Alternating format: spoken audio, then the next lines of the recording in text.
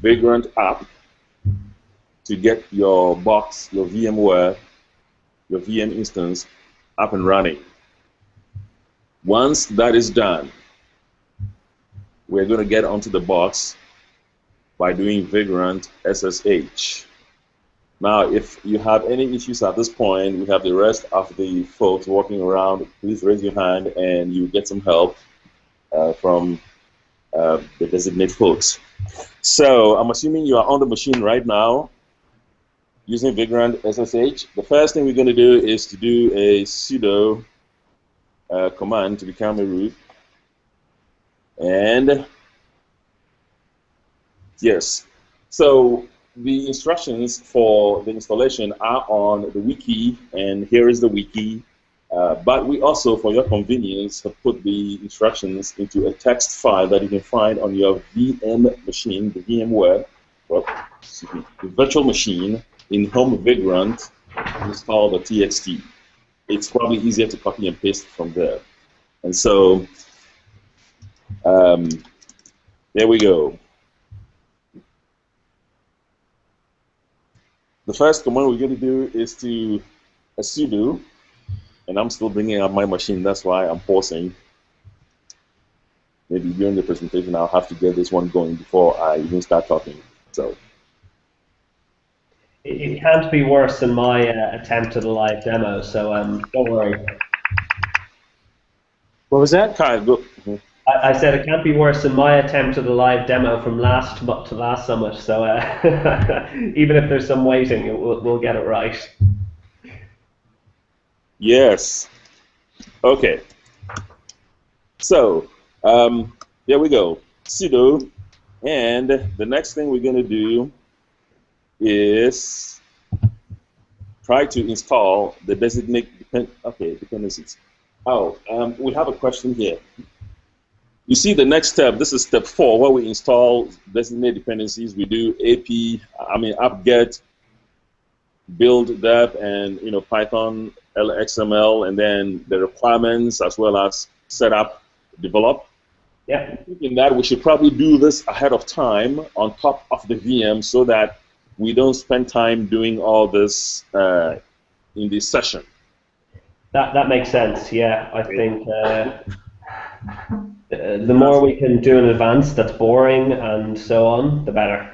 Yes. So we'll just point this out to them that this is how you install the Designate dependencies, and that we did it for them ahead of time just to save time.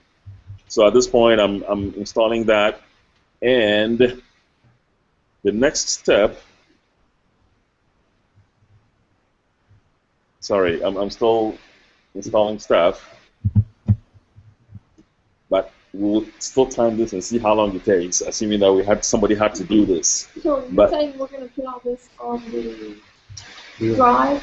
When you boot up your VM, it should also have all the dependencies for Designate pulled up and installed on there, because Kyle already in the VM has Designate code pulled down. And so step 4 of the installation process, which is installing the dependencies, will also have been done already. Yeah, anything that touches the internet connection, we need to avoid it at all costs. And right now, you're touching your internet connection. The connection just won't be reliable at the summit. It won't be reliable enough for 20, 30 people in a room to try and start downloading stuff at once. That's right. You absolutely have to bring that down in advance and then just explain, look, we did this for you because the connection's going to be crap. That's right.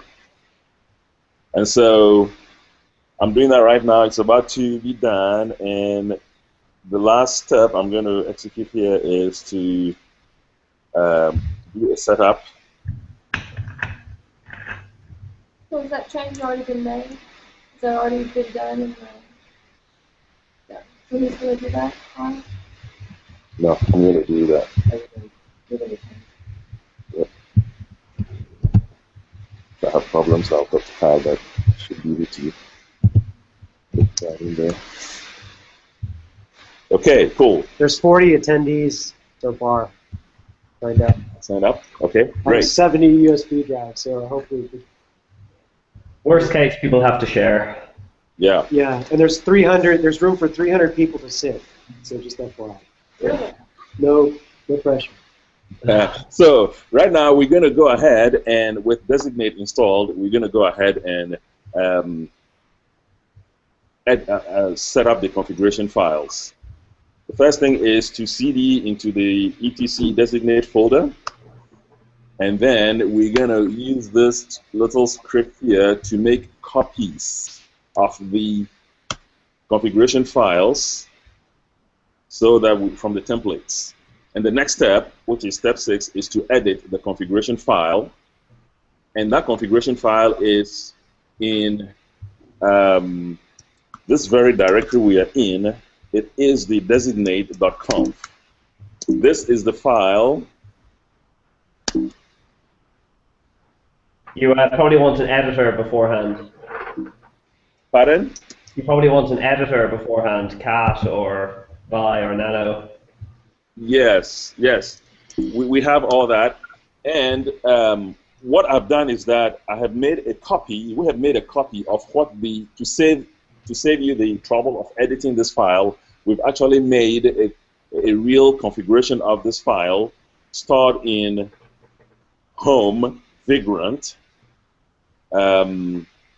Home Vagrant designate.conf.wkshp workshop. So you can just copy that over right now, and we will explain to you later on the entries in this configuration file that were changed and how they affect the operation of Designate and the ecosystem. Minor note, Yes. Emmanuel. Yes. I know when I went through this, when I saw now edit, right away I typed VI. Yeah. Okay. Well, I saw that Kiall thought the same thing. Okay. So it may be worth just, instead of saying now edit it, yes, like copy it over and then tell people verbally. At this point, you would actually edit the file yourself to save time. Okay.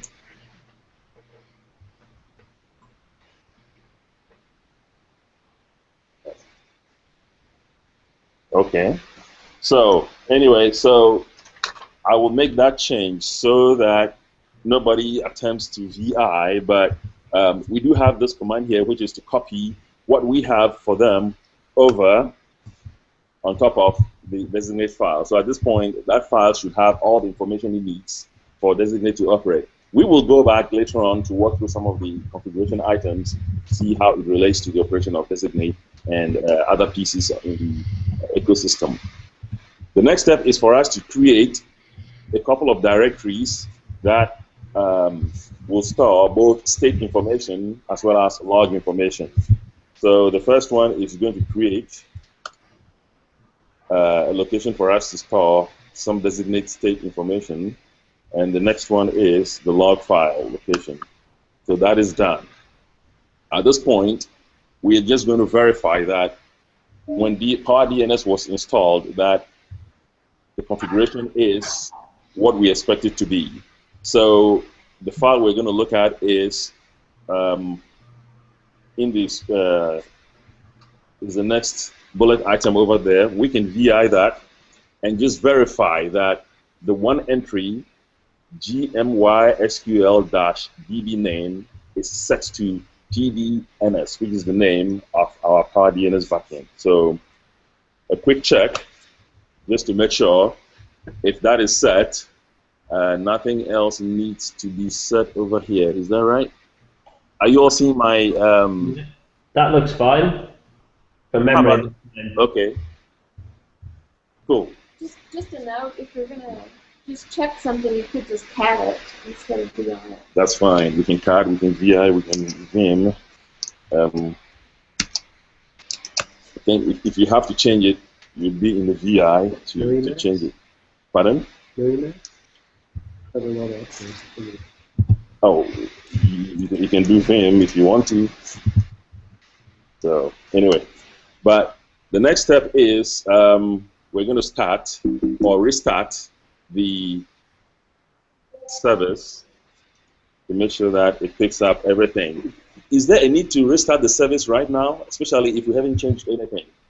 You know, Emmanuel, my take on it is neither of these steps are necessary. What we might want to do here is just let them know that we pre-installed PowerDNS and it's already been pre-configured. And I don't think you need to VI that file or restart the service because the file is already correct and the service is already running. Okay, so do you all agree? I might change that to, look at the PowerDNS config. We've done this for you already, but normally you'd have to set these settings yourself and maybe cap the file to your screen so they can see it, but then move on to test PowerDNS or the create, initialize, and sync the databases step. Okay. Yeah. I think so, anyway. All right. So, okay. That is cool. Don't restart either. Okay, great. So we are not going to restart. But one quick thing we can do is to just verify that PowerDNS is sitting at the port on port 53.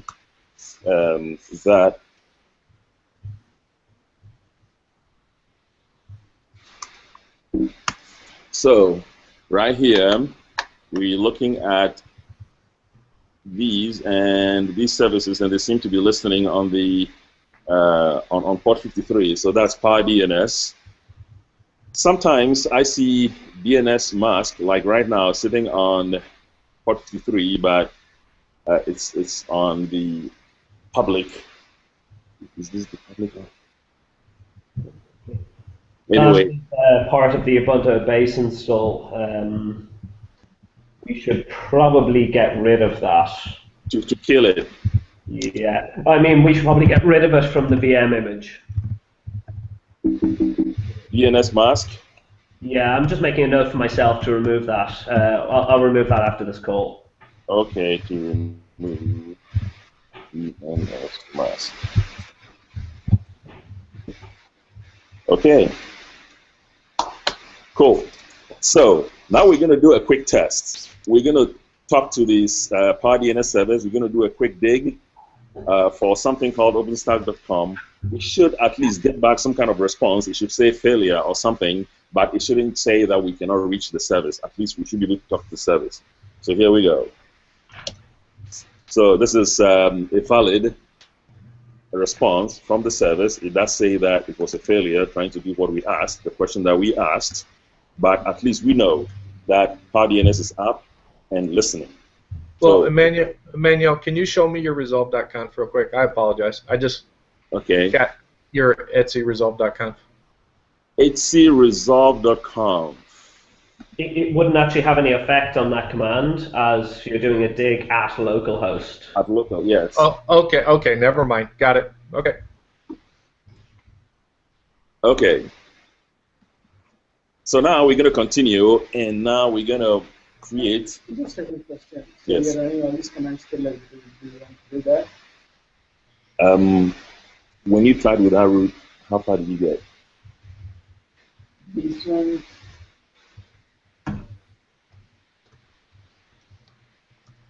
I think the big one can actually be done because the big one. Which one? The next one will probably be. Okay, for the database stuff. Okay, so which one did you do without the database? Anyway, we can get to that later, but so Vinod is pointing out that so far we've been super user, and if it's necessary to remain super user. And so we're trying to just see if there's a place we can stop being super user. I think the only command we've done so far that would need to be super user is the apt-get install of LXML dependencies, which we're going to put into the image. Okay. We can probably remove super user from the entire list. But, okay. Even the creation of databases will do without super user? It shouldn't need to. If it does, then we'll just put a my.conf in the vagrant user's home directory to avoid the need for it. Okay. I'm taking a note, and I'll get with you on this.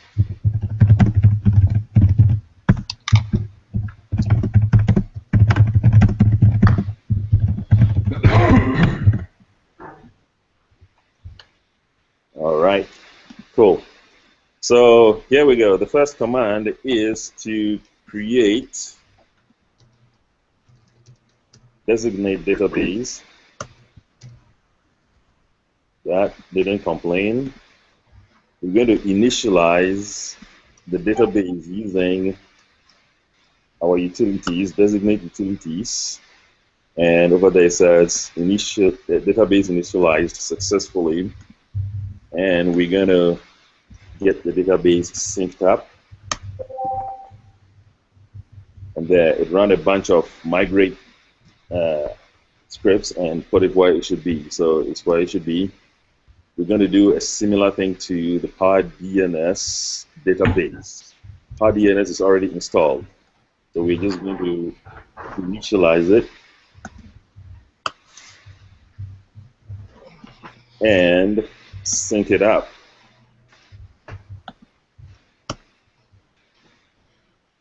Great. We have everything installed. At this point, we're going to just start up our services. The first one is going to be the Designate Central service, which talks to the main database. Now, when you might have to hit the Enter key to get back your cursor, even though we are putting this in the background. Kyle, do you have any? Do you think this is because of my?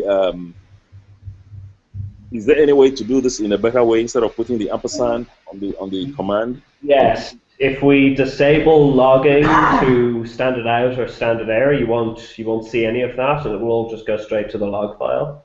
I'll make a note to add that to your sample config. Okay, so that will go into the config file. Yeah, that'll be a small change to the config file to prevent it from logging to standard output. Okay. But isn't it good for them to see what it is when we install to see what is going on? The problem is the moment you do an API call or something, it's going to start spitting the logs out as you're doing the API call in 15 minutes time. Yeah. So if you want them to look at the logs, then we should probably get them to tail the log file rather than rely on it coming to standard out because you can't control it. Okay. So we'll get this also changed. And the next service we are going to start up is the API service itself. This is the one that the client interacts with and which then talks to Central. At this point, we can do a quick check just to make sure that these two services are up and running. So PS, and then we grep Designate. So here we go. You have the Designate API and also Designate Central. Both services are up and running. So the next step is to set up the Designate Keystone service and endpoints. Now, this is something that Ron pointed out recently, late last week, but I thought we had done something like this in the keystone.sh file, Kyle, but I don't think that was sufficient. So we didn't add the Designate endpoints because we wanted the user to walk through that bit. I think Keystone is one of those things that nobody understands. They don't understand the service or endpoint relationship and so on. Okay. A lot of the time we get questions about how do you do the Keystone integration. So I did add the Designate bit so that we could show them that. Okay, so it's good to have this here. And so I think I did this once and it worked for me, but we tried it a while ago and I don't think it worked like it should. So let's see what happens. So I'm issuing the first command, which is to create service. And I get this thing that says expecting an auth URL via either OS auth URL or OSM. Okay, so you're missing the credentials. If you source home vagrant openrc.admin before you do it. Okay. Okay. /home/vagrant openrc.admin. Yes, okay, so this reads the entire thing. There we go. Okay, so I need to put this here. Got to make sure that we get it set up here. Read in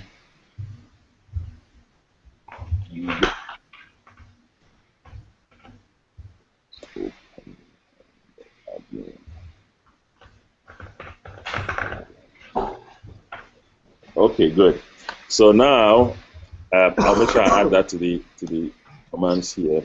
The next thing is to set up the endpoint. So this is basically telling Keystone where to forward the target service that is going to be sending requests to, right? Yeah, so you're setting up Designate as an available service, and then you're setting up a URL for the service in a particular region. Yes, okay. So here we go.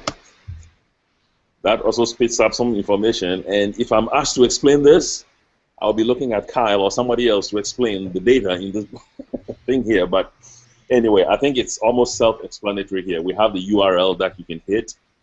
There's some kind of ID in the table, I guess. And then it has both public and internal URLs. And the region is a specific region, region 1. And it also tells us the ID of the server. Okay, so the first ID is the key in the table, I guess. And the second is the real ID of the service.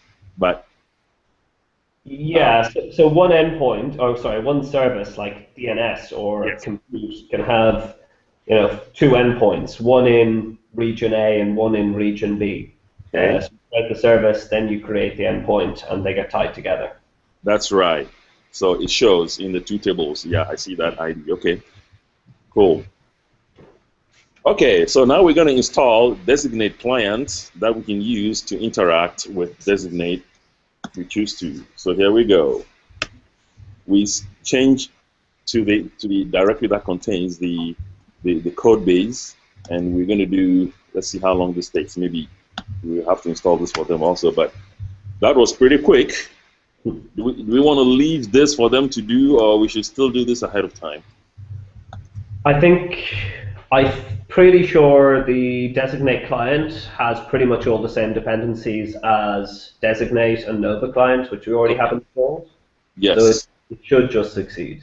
Okay, so no wonder mine succeeded that fast. Great. So now we have it installed, and in fact, before we do the test, okay, so now we're going to test the Designate client, and we're going to change directories to home vagrant, and okay, we already did this step. If you haven't already, we do the source. So this, what happened was I must have run through this at some point before I did the Keystone setup, and so that's why it succeeded at that point and not now. Great. So we're going to do a quick check to list services to see if there are any. Whoa. Okay.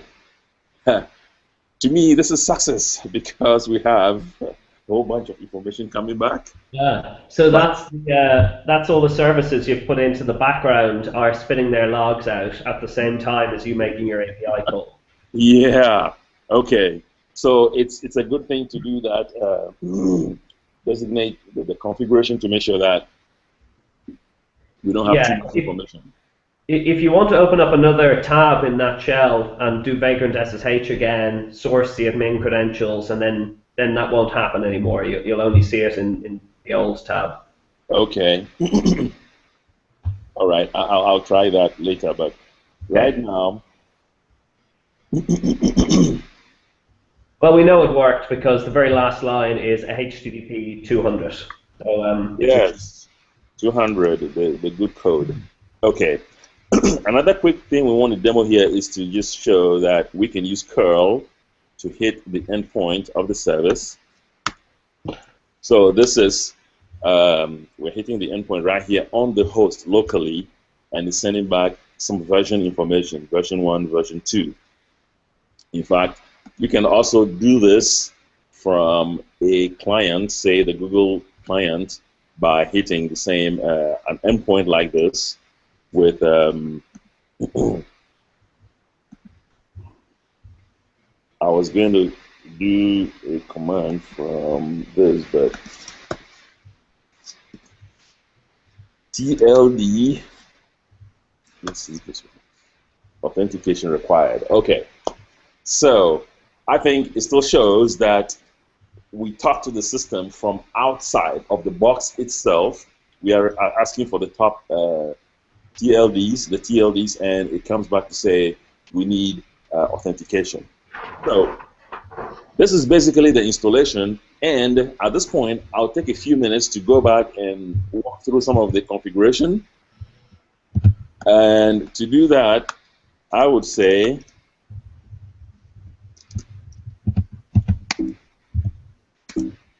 Designate. okay, sorry, designate.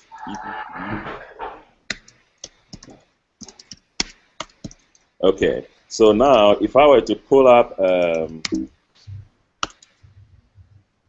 oh.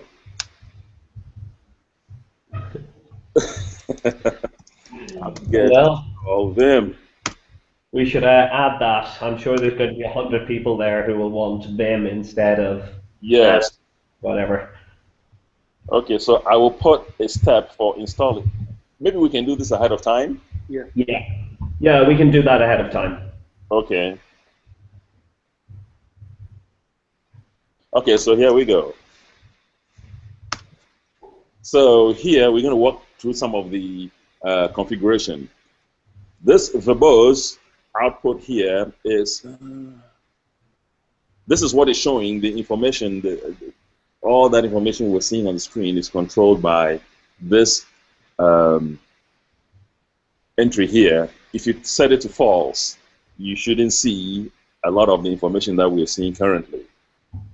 So Kiall, correct me if I say something wrong or something not, everybody chime in. So I'm not going to point out everything, but let's see, the show debug output in logs set to true, this just ups the amount of information, the verbosity of the information that we get, right?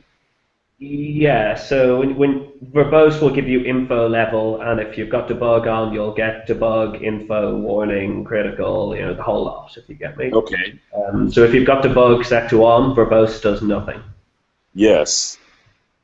Okay. Then verbose does nothing. Okay. I think for that kind of thing, we can probably skip it, though, and we can point out the interesting ones. So, like state path or? Yeah, I suppose we could. I think there's a couple of paths which are common things which we might want to set up. You've got the state and log path there. But then, for the most part, people are probably interested in things like the keystone config down below, the database activity, enabling of sync handlers, which Ron is going to show. Okay. What else? I can't even RabbitMQ config, which we don't have anything specific, but it'd be worth pointing out. So there's some specific configs that are unique to Designate rather than debug, verbose, and so on. Okay. We'll keep it a bit shorter. All right. So maybe for now I can just point out the major configuration sections. Yeah.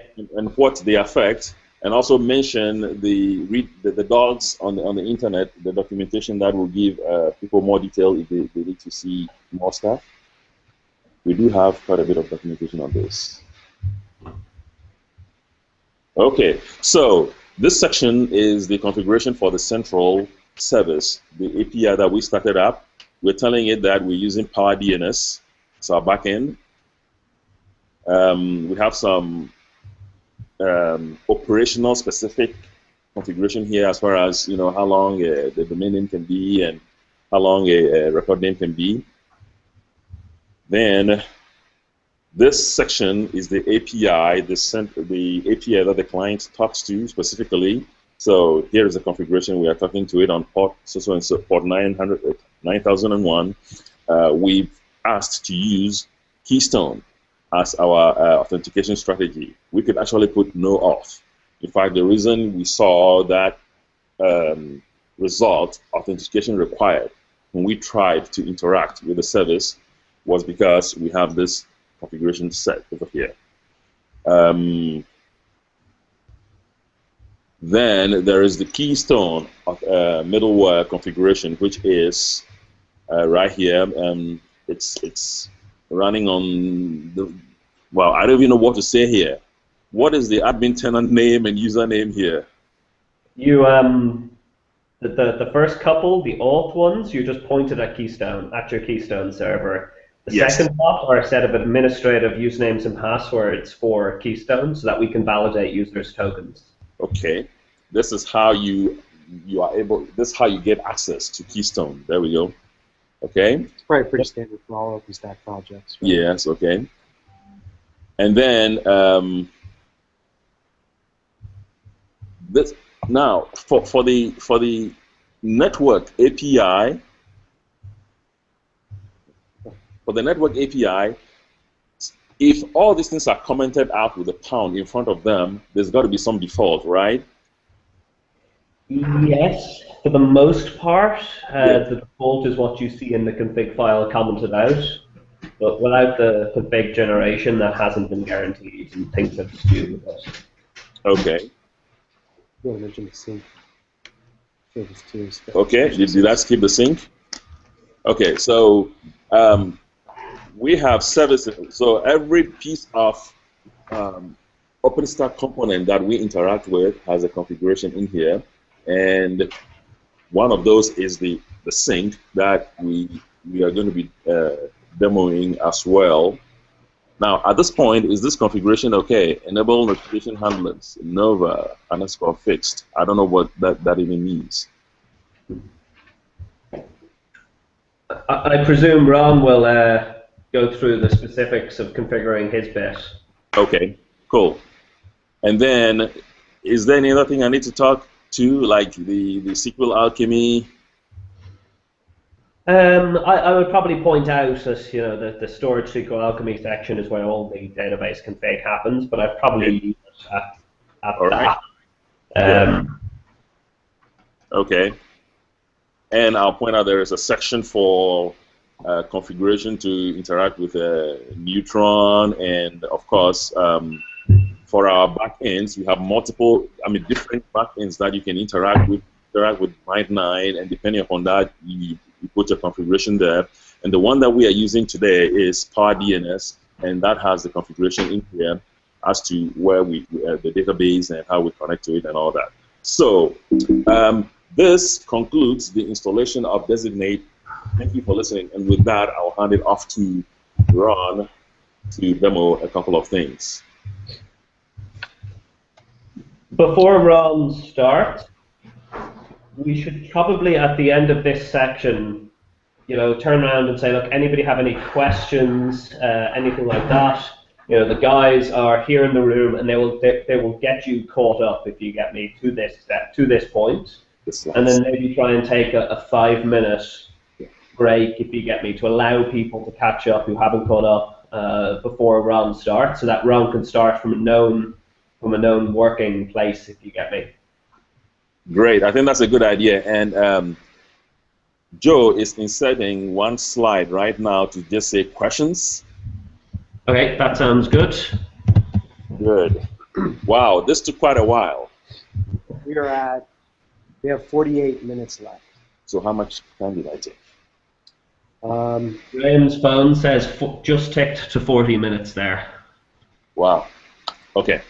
So we'll have to find a way to box this up a little bit so that it's how much time should I spend? Maybe, if we do the pre-installation of those other stuff, we could cut this down by maybe some 10 to 15 minutes. If I look at our original plan, we said 15 minutes to let people arrive and get VirtualBox and whatnot installed. Mm-hmm. 20 minutes for an intro and install. Okay. Which might be pretty aggressive. So I don't know. The way I look at it, maybe 15 minutes for intro and then 20 minutes for this session. 20 minutes for install. But let's continue going through and see how it pans out with Ron's portion. I do want to mention, it looks like forgot to call out the fact that Rich's piece is right before Ron's regarding free IPA. We must have. Okay, whoops. Sorry. Did we introduce him? I don't think we did. We did. I mentioned. I was reading off the introduction slide. Yeah, but not as like an agenda item. Okay, we should add you then in. Yeah, we should add that in to the agenda, even if it's only a short piece. And slide 3 should be updated to show the proper headings. Yes.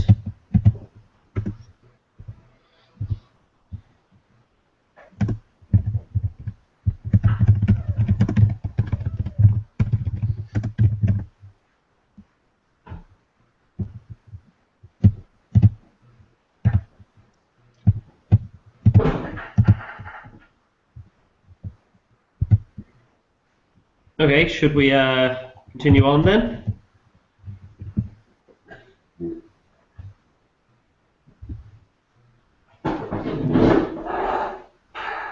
Okay, you guys want me to go ahead and go? Yeah, if you have your bit ready. Yeah, what happened to my screen? Do you guys see my screen okay? Let me see. Yeah, I we don't see know why. you're us. Yeah. You can't, if you're sharing your screen, you can't actually have the Hangouts open. Yeah, Otherwise, yeah, no, I understand. I'm sorry. My fault. Okay, can you guys see everything okay? yes, we can. Okay. Thank you, Emmanuel. The next step for this workshop is we actually want to show you guys how Designate is used. I'm sorry, we're not going to be on this slide. We're going to be on this slide. Okay. So we're going to go through some Designate operations for everybody. We're going to start with the very simple of creating a server, and then we'll be creating domains, and then we'll go ahead and create actual records inside those domains. So what I did want to point out to you, though, is pre-setup for you already in Keystone.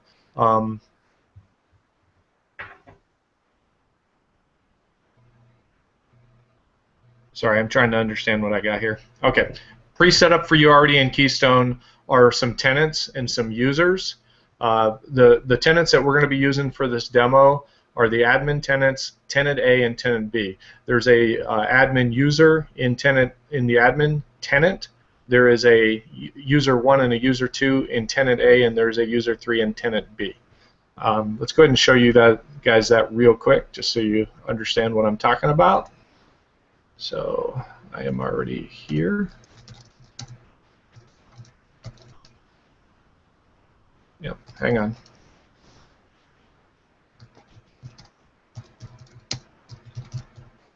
Okay, so what you have here are all of the tenants that are set up. These are the ones that have been set up for you. And we have keys. I'm going to go ahead and show you all the users that have been set up. And these are the users that are set up for you. We'll use these during the demo. Okay, we've also preloaded some scripts. These are in the home directory for the Vagrant user. These scripts are going to allow you to get the proper credentials for these users. We also wanted to show you guys how to use the API, but rather than have you guys write a script or do anything like that to connect to the API, we've pre-written some scripts for you to kind of demo how the API works in case you needed to use that. The bulk of the demo, though, we will be looking at the Designate client. Okay, so let's first show you guys how to directly interact with the REST API. Now, guys, I'm going to pause here real quick just to let you guys know that I don't have anything printed out in front of me, so I'm going to be flipping back and forth. But during the demo in Atlanta, I'll have these slides printed out, so I don't have to flip back and forth between this. So I apologize for that, but I'll do something like this, and hopefully you guys can follow along. Okay, so let's go ahead and the first thing we're gonna do is, and the only thing we're gonna do with the REST API is we're gonna create a server. The point of the server is when you go ahead and create zones. When you create your domains and you start creating records for those domains, and those zones are created on the back-end server, this server becomes the NS record for that zone. In fact, these servers become the NS records for all of the zones that get pushed to the back end. In addition to that, it's also part of the SOA record. So that server will be an attribute in the SOA record. So let's go ahead and create a server real quick. Okay, so I'm gonna become the admin user. You do want to be an admin user to create the servers. I have a script here which is going to actually generate a token for you. So let me real quick show you the token. It's put in your shell to environment variable. But I want to walk you real quick through what we're doing here. So what I'm doing is I'm running another script called getUserToken. We're passing it the username, the password, and the tenant. These are all coming out of the OpenRC that I sourced earlier. The getUserToken goes and gets an unscoped token first. Then the next thing it does is it goes and gets the tenant ID, and then finally, using the tenant ID and the unscoped token, we go and grab a scoped token, and that token is scoped to the tenant for that user. In this case, we're scoping it to the admin tenant. Okay. We're going to use that token in the next step here when we go to create the server. So let me show you that script real quick. We're going to use the token. So whenever you interact with the API for Designate, you need to have a valid scoped token, and that's whether you're creating servers, you're creating or deleting servers, creating or deleting domains, creating and deleting records. Okay. So now we're going to go ahead and create our server.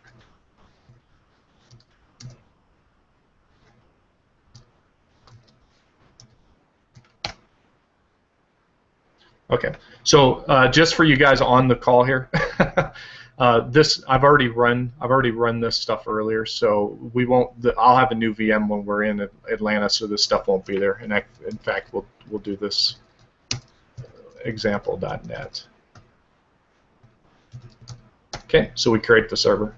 So we can see that the server. I just want to real quick show you the code. So all we're doing here in this is we're running curl. We're connecting to the API for Designate, and specifically what we're doing is we're creating a server. So creating a server, it's going to have this name, very simple. Okay, let's go ahead and list that server, or all the servers for that matter. Okay, and then this is a list of all the servers that are created.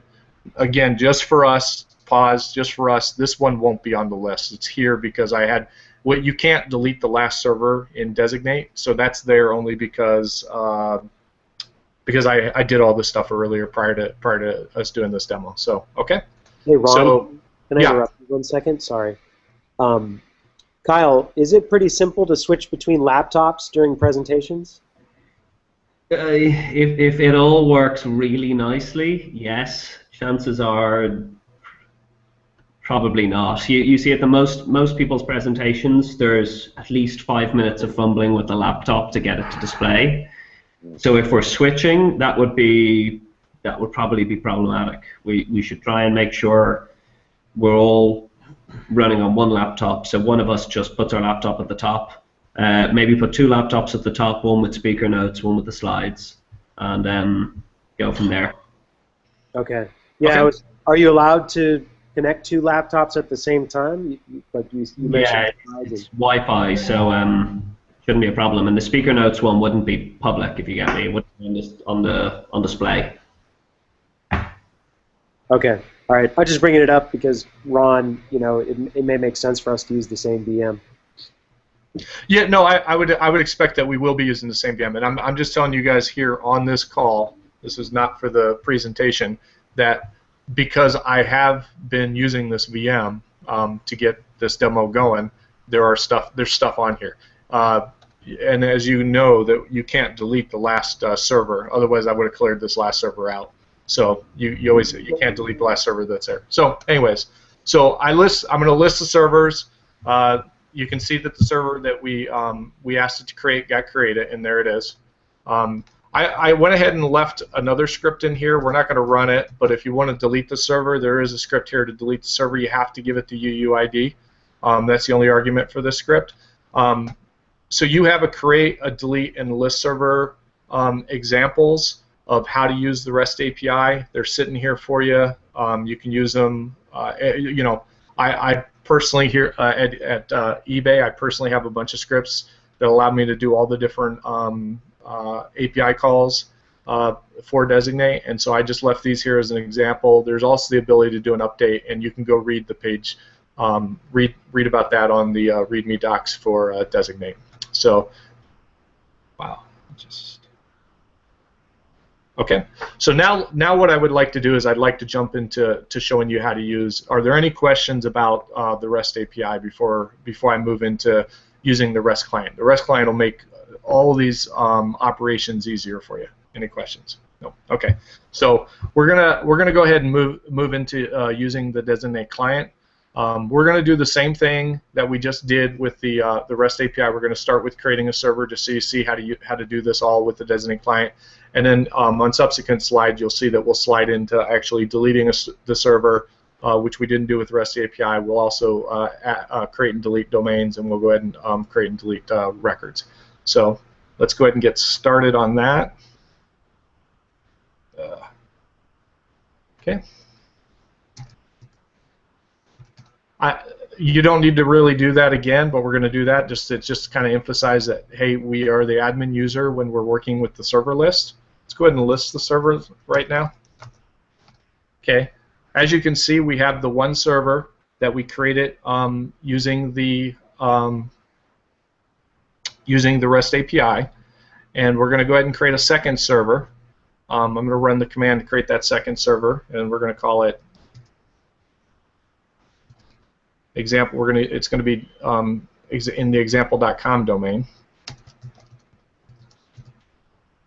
Yeah, sorry.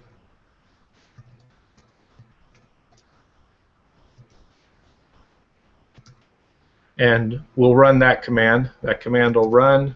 It'll complete. And then we'll go ahead and give a list. And now you see that we have. Apologize, guys. You'll see that we have two servers that are created now. We have an NS example.net and an example.com. Okay, we're going to go ahead and delete the first server that we created using the API.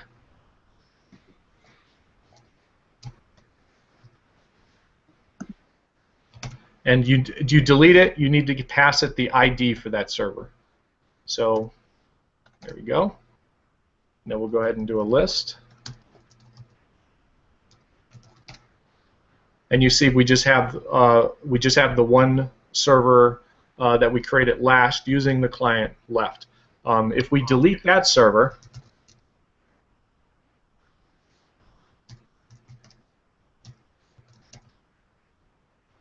I'm going to show you something interesting here, so I don't want anybody to panic when they see this on their own. But Designate won't actually allow you to delete the last server that exists. This is for Kyle. You tell me why this was done. This is for safety reasons. Why we don't allow the last one? Because we'd have to mangle all the SOA records for any pre-existing domains. It was easier to not let people delete than not let people delete the last one, which makes no sense, than it is to try and make it survive deleting the last one and creating a new one. Okay, so Kyle gave you the explanation for that. What I would like to explain to you right now, though, is you can go ahead and type out these. You can type out Designate and the individual commands that you need to run. But there is actually an easier way. There is a shell for the Designate client, and you can just get into that shell. So run Designate, and then as you can see, there's actually a help, and it'll give you a list of all the commands. So rather than typing Designate, the command you want, and all the different optional arguments to that command, you can just type Designate, and then from at this point you can do your commands. And I don't know why I keep going back to domain list, but what I wanted to really show you is the server list. So for the rest of this demo, I'm going to go ahead and probably use the shell. It's a little bit easier, less typing. Okay. Hey, Ron? Yeah. Just a minor suggestion. Sure. I noticed. I know sometimes when people are working with servers, they may have the misimpression that a server is actually created, as opposed to just being created in the Designate database. It may be worth mentioning that. Yeah, I think the distinction between what we call a server and what Nova calls a server are two very different things. Okay. And it's worth pointing out that these are the name server records rather than the servers running DNS, if you get me. Yeah, no, I'll go ahead and make that clear that these are name service records, and the first one is also part of the SOA record. So I'll go ahead and make that more clear in the conversation. Okay. Okay. So so I've just shown you all the operations, all the operations to add, delete, and list the servers. We're now also going to go through the same type of things for the domains. Okay. So let's go ahead and change to another user. Okay. And now we're going to get back into Designate's client. We'll do a domain list. You'll see there are no domains here. We're going to go ahead and create a domain. And we're going to create a domain that actually is the domain for that NS record that we created earlier. So we'll do a domain create name example.com. We'll give it an email address of dns@example.com. Okay. Do a domain list. And you'll see there that our domain record has been created. And I just want to emphasize again, like I did with the servers, when we actually do a domain create, we're not actually creating a domain on the backend DNS server. This is actually just in the Designate database. Okay. Well, let's go ahead. That does actually create it in the backend. This one is? Yeah, when you do the domain create, that should exist in the backend. Does it depend? It depends on the backend, I think. No? I think they all create it on the spot. Okay. Okay. Yeah. Okay. So then I won't say that. Okay. At this point, I'm going to change to a different user, and what I wanted to show you here is that two users that are in the same tenant actually use the same, or actually get to see the same domain list. Domains are this is a very important concept in Designate. Domains are associated with tenants, and this is going to kind of emphasize that point. So we're going to go into the, we're going to log in as user 2, and we're going to show that user 2 sees that domain. Now, as you would expect, if I logged in into the third user, that third user is not going to see that domain. So let's go ahead and do that. While you're doing that, should we use the term zone? Well, I guess we can use zone and domain interchangeably. We just have to make that clear to them. Yeah, I'll go ahead and talk about that too, I guess. Yeah, I think all of our CLI is domain, so we can't explicitly talk about zone, but we have to explain where we're moving from the word domain to the word zone. Sorry, from the word domain to the word zone, because keystone domains get very confusing when you're talking about which domain is it, and from a terminology point of view, it gets very confusing to have two things directly using the same term. Yeah, Emmanuel, here at eBay, I have to use the word zone because as soon as I say the word domain, as Kyle pointed out, every single other OpenStack person immediately starts thinking about Keystone, and they get confused about what I'm talking about. So if I'm using the word zone here, and I can do this in the conversation too, because I'm going to no doubt do it in Atlanta. If I use the word zone, go ahead and substitute the word domain in there because just because I have that problem here at eBay. So, okay. So I've kind of gotten trained to use the word zone, not to confuse people. Okay. So I went ahead and logged in as the third user. The third user is actually, if you remember, is in another tenant. It's in tenant B, and when I list the domains, that third user cannot see that domain. Okay, but we can. There's nothing. Wow, I can't believe that just happened. There's nothing saying that you can't create another domain for this user. It's just that these users will see their own domain. So let's go ahead and create a domain here real quick for this user. So we'll do designate. Oops. Get back into designate. Okay, we'll do a domain. We'll create a test one real quick. We'll give it an email address of dns@test.com. And then now if I list it, you'll see that's the only domain this user knows about because this user is associated with the tenant B, and that domain is associated with tenant B. We'll go ahead and create this. We'll go ahead and delete this. I wanted to show you guys how you can do a delete. A delete works just like a server delete. You just give it the ID. And now if we do our domain list, you'll see that that domain is now gone. Okay. Sorry guys, I keep clicking on that. What I do want to do is pause at this point and just let you guys know all we've done to this point is we have a server that was created, ns.example.com, and we also now have a domain that's created for the user 1 and user 2 users in the tenant A, and that is example.com. Okay. So let's go ahead and go to the next piece. Now we're going to go ahead and create some records in that domain that we have. So let's go ahead and switch back to user 2.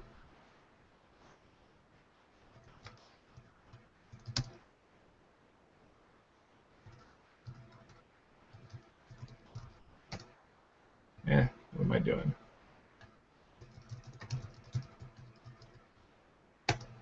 Thank you. So we are now using user 2. Let's go ahead and get our list again real quick.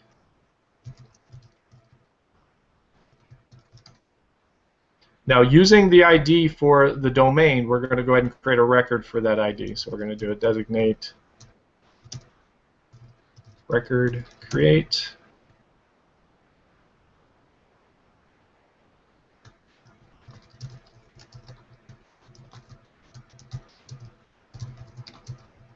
And we'll give it, well, it'll be an A record.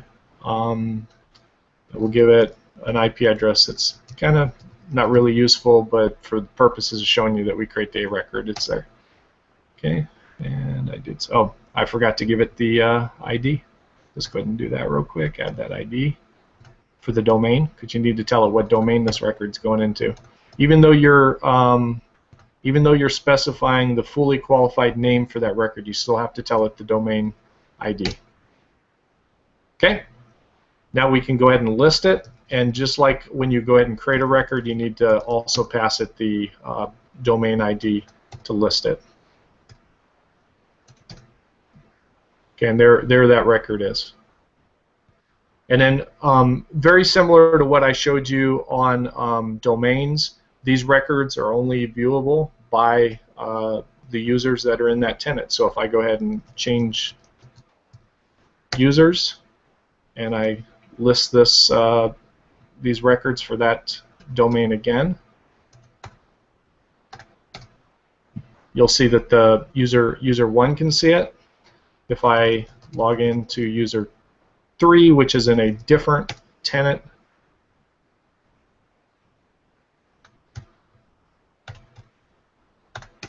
you'll see that he can't even find the domain. He can't even see these records. So same problem we had before with the domains. Okay. Let's go ahead and go back to user 1, and we'll go ahead and delete that record that we created.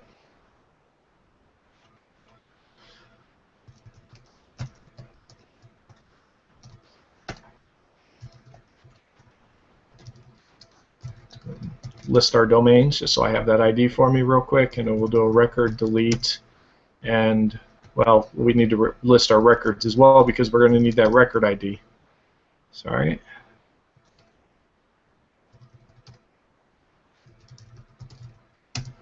And yeah, sorry, let me do this one more time.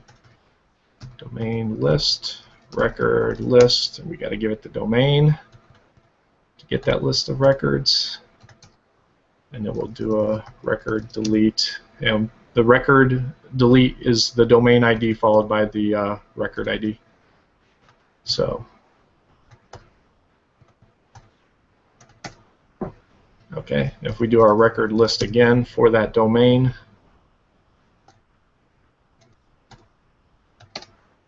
you'll see that that record's now been deleted. Okay, at this point, We should probably have a screen in here to pause and ask for any questions, because that would be the end of that portion of the demo. Okay. Yeah. So we've gone through the, at this point we've gone through the basic operations that you can do within Designate. There are some more advanced operations, and if you attended our other presentation, is the other presentation earlier or later in the day? Earlier. Earlier? Yeah. Okay. If you attended our presentation earlier in the day, you'd understand that we do have some other features that Designate. But as far as the basic operations that you can do with creating servers, creating, deleting servers, and listing them, creating, deleting, or listing domains, and creating or listing records, we've just demoed that. The next thing I would like to move on to is to I'd like to show you guys how to integrate Designate with Nova and Neutron. And I do want to point out to you guys here, just again for this group, that I changed the title of this slide. So it's called Designate plus Nova and Neutron. Okay? Before we move on, actually, we're 60 minutes in or so. What do people think on timing so far? Well, that are we muted? No, we can hear you. Okay, that particular section took 23 minutes, Ron. So I know Emmanuel's part took 40. I took 8, and with your 23, we're only left with about 22 minutes. Yeah, so I had put in the original thing, we had said 20 minutes for using Designate, so that's bang on to me.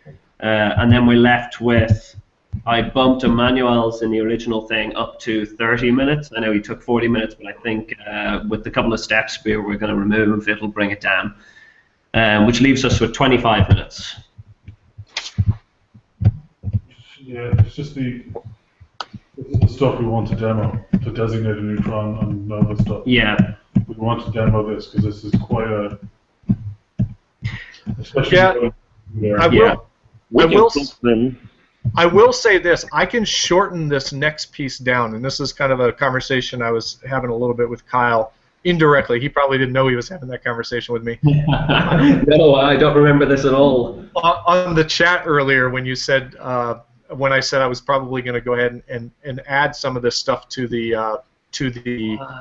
okay.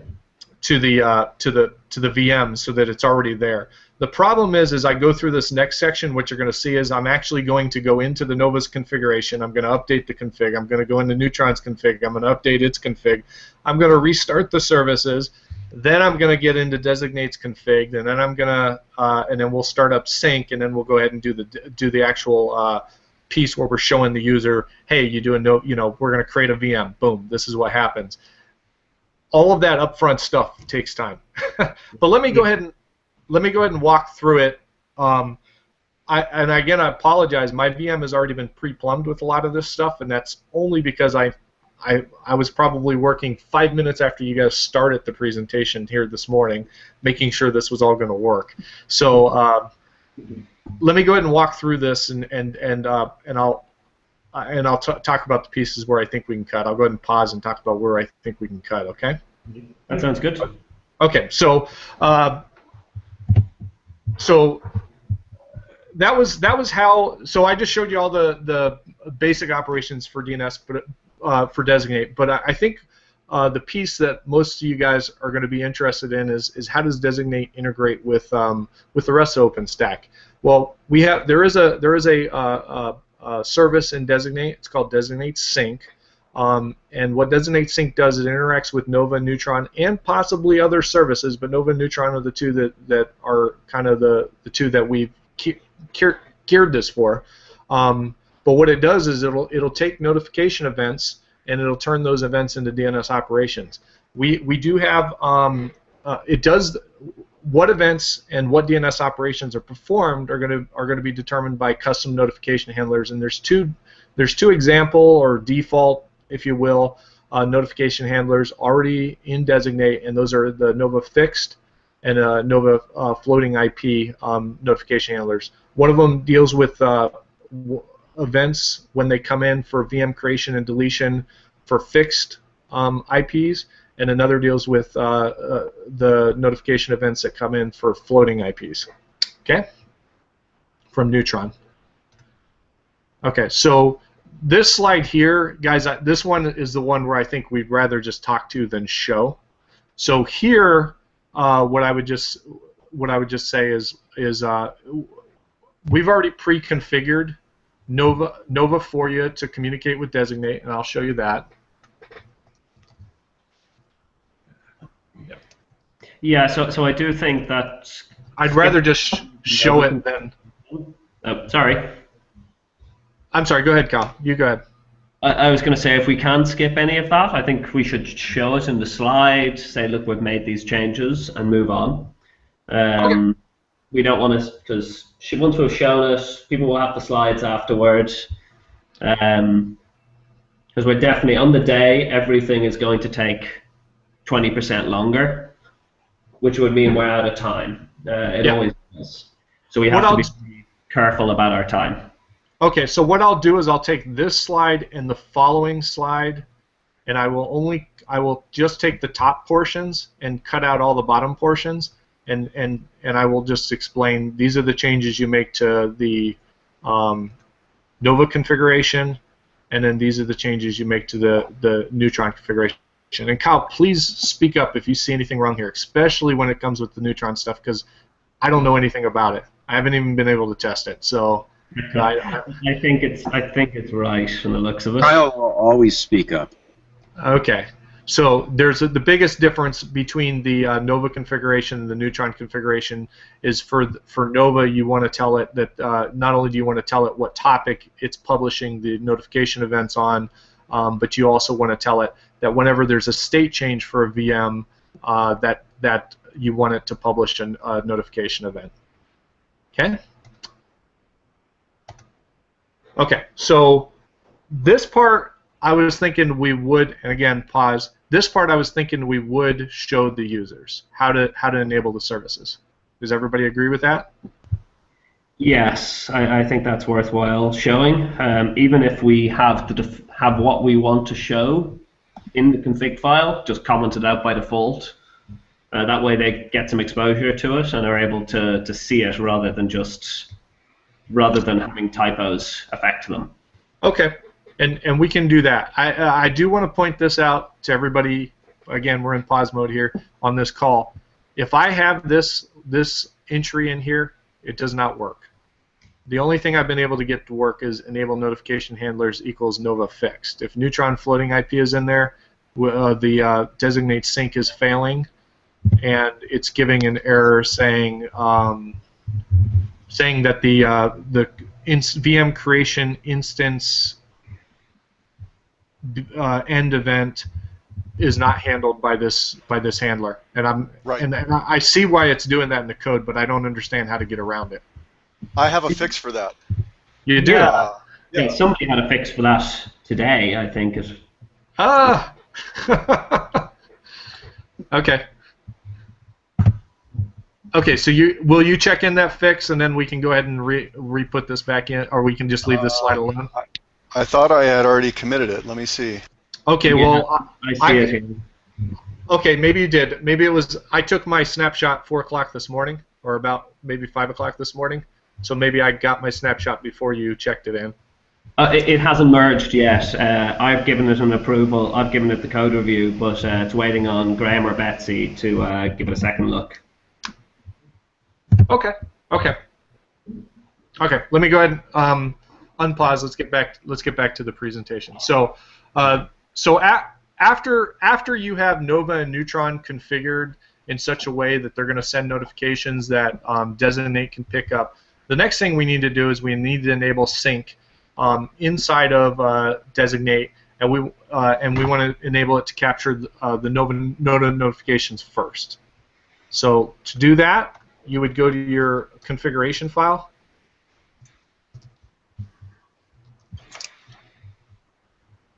Yep, sorry. Vagrant, Designate, etc, cd Designate. Okay, and I'm going to look at the configuration file, and let's go ahead and get down to the sync portion, we would uncomment this line here. We get down to the Nova fixed handler. We'd uncomment this line, this line, and this line, and this line. Now, what you'll notice is on the domain ID line that it doesn't have a domain ID at this point. So what we need to do is we actually need to get the domain ID that we want the Nova fixed handler to add records for. So in order to do that, we'll just go back to our Designate client that we showed in the demo earlier, and we'll do our domain list. We go ahead and grab this ID, and we go ahead and paste it back in there, and boom, we're ready to go. The other thing I'd like to point out is you can read more about these configurations. You can actually change the format for the record that you're going to create. If you, for example, wanted your record to be a list of the octets and the IP address for that record, followed by the domain, in our case example.com, you can do that. And you can read all about that on the README docs as well for Designate. So that's that.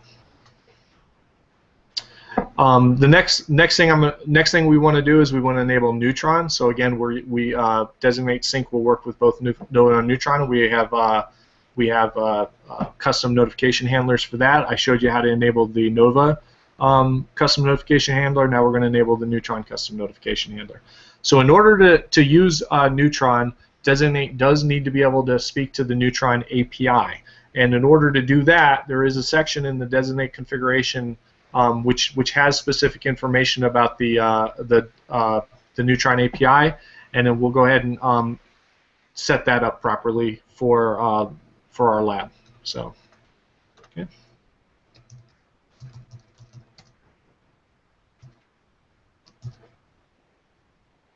That's right.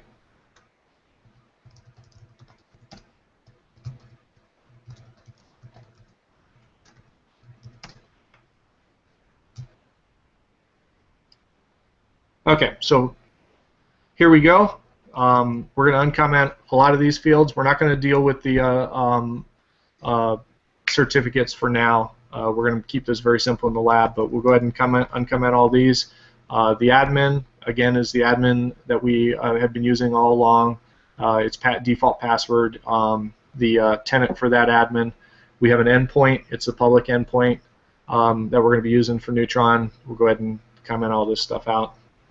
And while I'm thinking about it, this also needs to be commented out. Okay, so there's that.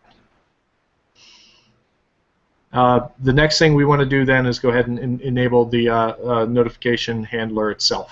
So in the config file. So, okay, and very similar to what we did for the Nova fixed handler. We need to provide a domain ID for it, since we already have the example.com the example.com domain set up. We'll go ahead and use that. You'll notice that the biggest difference between the fixed handler and the default Neutron handler is in the control exchange. This is the Rabbit exchange that we're using. We're using the Nova exchange for Nova, and we're using the Neutron exchange for Neutron. And just like Nova's fixed handler, the fully qualified name for the A records that you add can be changed to have a different format. Like I mentioned earlier, we're going to stick with the display name for the VM when the VM is created. So at this point, I'm going to pause. At this point, we're going to cycle the services.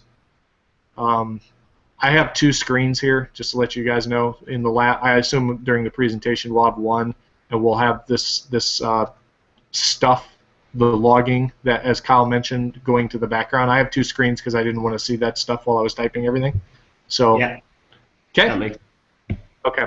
So let's go ahead and, in order for these changes to take effect, let's go ahead and cycle the Designate services. We're going to go ahead and stop Central. We'll stop Designate API, and then we'll go ahead and start the Central and API. And then for the very first, yeah. You don't need to restart Central and API. You just need to restart Sync. We do need to restart Central. We don't need to do API. Why do you need to restart Central? Because isn't Central the one that pulls in the Neutron API? Central's the one that actually goes off and talks to Neutron. Right. So I just changed. Ah. We just changed a bunch of configuration for that, so I would need to restart that. Yeah, we can definitely leave the API out of this list, but Central needs to stay in. Yeah, you know, I had gone back and forth. I'd facilitated with this this in my thing, and I don't know. I generally think it's easier just to recycle it all than to Yeah. pick and choose. Yeah, So I agree. because Yeah. it's harder to explain to somebody.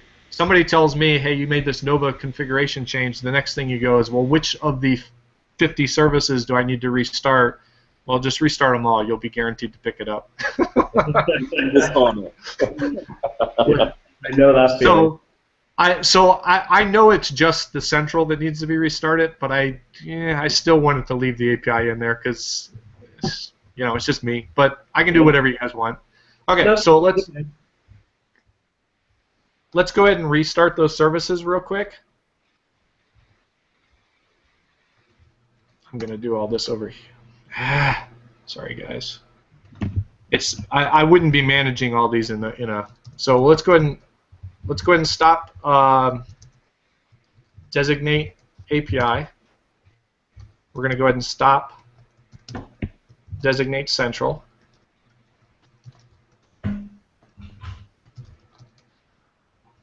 Let's go ahead and show that they're not running anymore. Okay, and then at this point, I'm going to go ahead and start up Designate Central, and we'll go ahead and start up Designate API. Okay. Now the other component that we had just configured though is Designate Sync. So let's go ahead and start that up.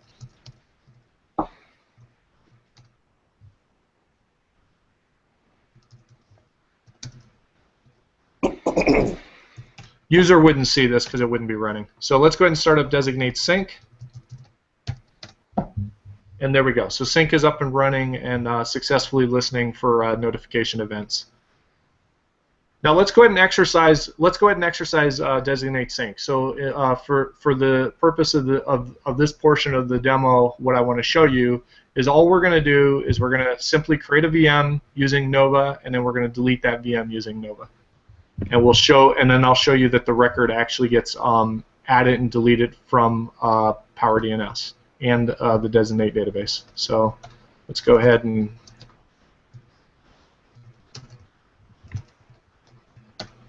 log in. We're gonna make sure that we are the user1 user, which is in tenant A. Tenant A, if you remember, has the example.com domain, and we actually associated that in the Designate configuration to both the Nova and the Neutron custom notification handlers. So let's go ahead and get a list of the images that are available to us in Nova. Let's get a list of the flavors that are available to us in Nova. Oops.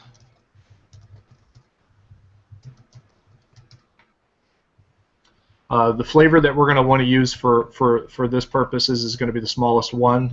We don't have a lot of disk space on this VM, so we'll just use flavor 1. So let's do a Nova boot. We're going to call it test VM.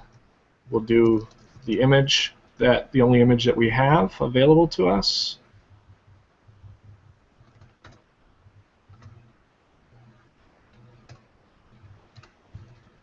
We use flavor 1. And you can see there that the VM instance is in the process of being created. It's building it now, and in a very short amount of time, there it is, it's active. So what this is telling me is that the display name, which if you remember is going to be part of the record, is called test VM, that's what we called it, and the IP address that will be associated with that record is 172.31.252.7. When I look at Designate, and look at its records that are available for that domain, the example.com domain, we will see an A record that will match the VM.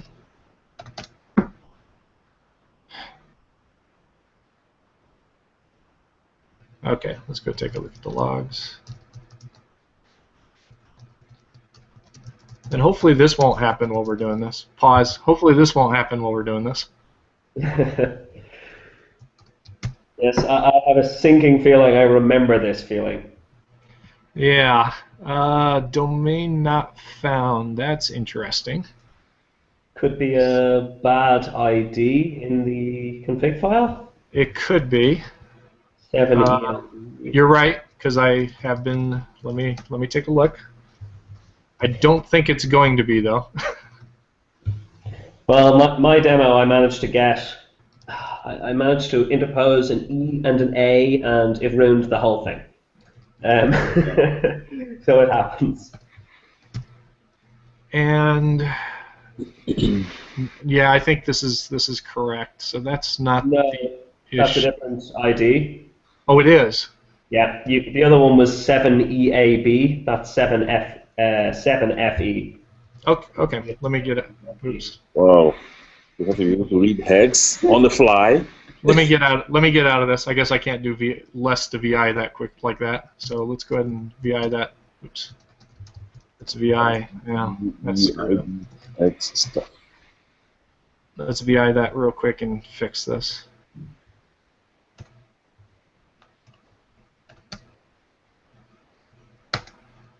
Okay. So then, for each domain that we want to do integration for, we have to list it in this configuration file and its ID? Only for these default, that's a good question, only for these default custom notification handlers. You will probably go off and write a custom notification handler for yourself. These are just here as an examples. Also, these are very simple. They don't create pointer records. They're just going to create a simple A record for you.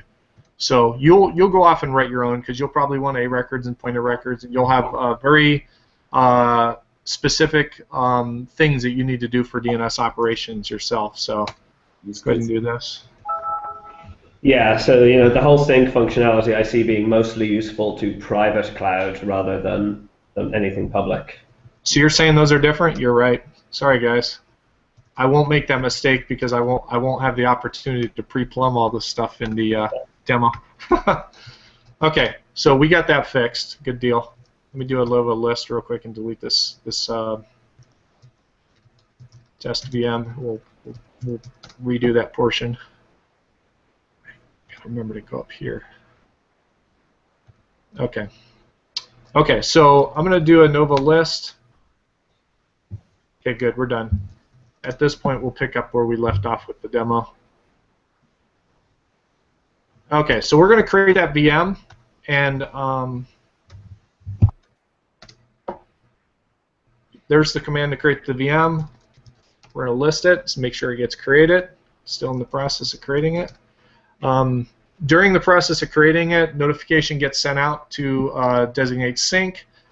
Designate Sync is going to get the name of the VM and that's the display name. It's going to use that as the name portion of the fully qualified domain name for our A record, and it's going to use the IP address that's passed as the IP address. So then when we list the records for that domain, the example.com domain, you'll see that record gets created.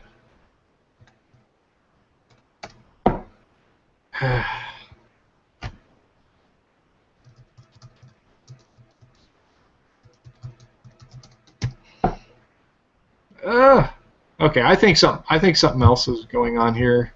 Did you restart sync? I started sync. Oh, after. You're right. Okay. You're right. Let me restart sync real quick. Nova, delete test VM. Let me go over to my other screen so we don't have all this crap on the screen here. Kill all designate sync, and then we'll do a designate sync start. You're absolutely correct. Sorry, I know we're taking a lot of time here. Okay, here we go. So let's one more time with feeling. Third time is the charm. That looks better. Okay, let's make sure this goes. Okay, perfect. Let's go ahead and list the records for that domain.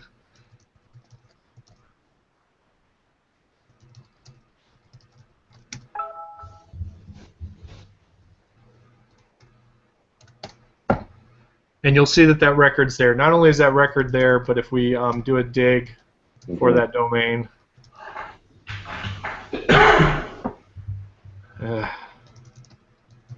localhost, yeah. you'll see that that record is actually in the PowerDNS in PowerDNS. So our DNS server knows about that record. Finally, what I'm going to show you is how to delete the VM. So after some time goes by, maybe you screwed up on the VM or the user's no longer using the VM, you can go ahead and delete the VM. When the VM is deleted, and here it's deleted, I'll show you that it's no longer in the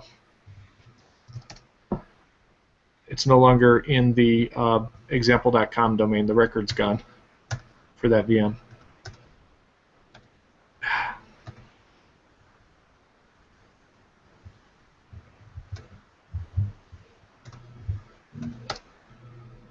Okay, so it's gone from there, and I can show you a dig as well, show you it's not there.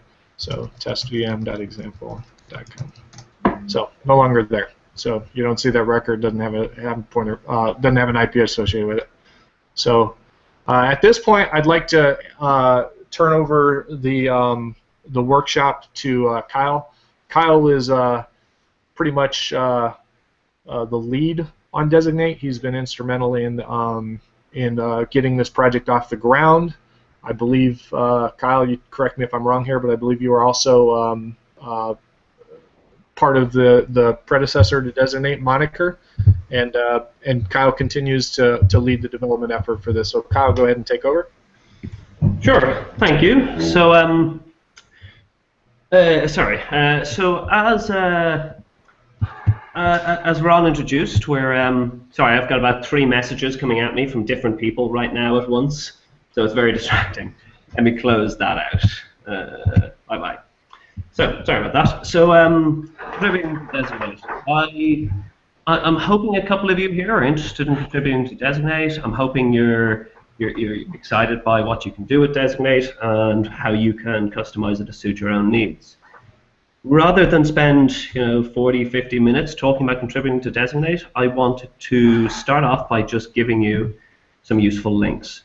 So we started off with the with the general OpenStack links. These will all be published online, so you can have a look at them afterward. But there's the general OpenStack contribution links, followed by the Designate specific links. If you decide to get involved, go check all of these out, have a work through them, figure out if there's anything interesting there to you. So next up, we're going to talk about the bare necessities to get involved.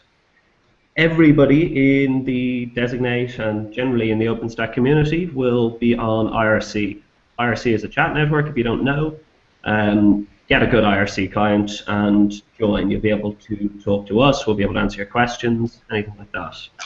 We also hold a weekly IRC meeting. We hold that at 5 o'clock UTC every week. The agenda's online and it's free for anybody to put their own content in.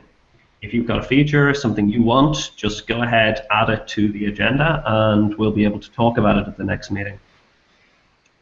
Beyond that, we follow the standard OpenStack contribution model. So that means we use Launchpad to track our bugs and blueprints. We use Gerrit to manage our source code and handle code reviews. It also means you have to sign the OpenStack Contributor License Agreement. The Contributor License Agreement is basically giving rights to your code so that the OpenStack Foundation are free to redistribute it.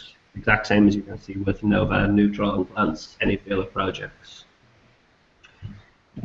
So when we talk about contributing to Designate, there's one key area I think most people are going to get involved with. Most people will have some sort of a requirement. They need to use a particular DNS server. They need a particular sync handler. Maybe they need a slightly customized API that provides an all-in-one API call to do a series of actions. So we've built everything to be pluggable as best we can. So API endpoints, storage drivers. Today we work with SQL Alchemy, which will talk to MySQL, PostgreSQL, generally any SQL database. We also have what we call back-end drivers. These are the interactions with the DNS servers. These currently we have PowerDNS, NSD, FreeIPA, Dynect, and Bind9. And finally, the last plugin interface is the sync notification handlers. So these are the Nova fixed and Nova and Neutron floating handlers that were demoed earlier.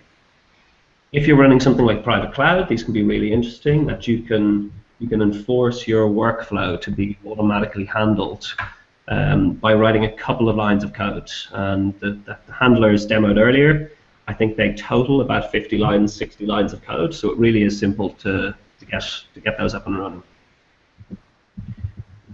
Beyond that, I think we're going to talk a little bit about the REST APIs. Designate currently has two REST APIs, so we have the version 1 and the version 2. The version 1 API is depreciated, or is soon to be depreciated. It's based on the Flask Python library. I said that wrong, didn't I, whoever laughed there? I did, yeah, deprecated. Did I say depreciated? Yes. Oh, are you about to buy a home? Oh well, sorry about that. So anyway, the Designate v1 API is on its way out, let's use that word.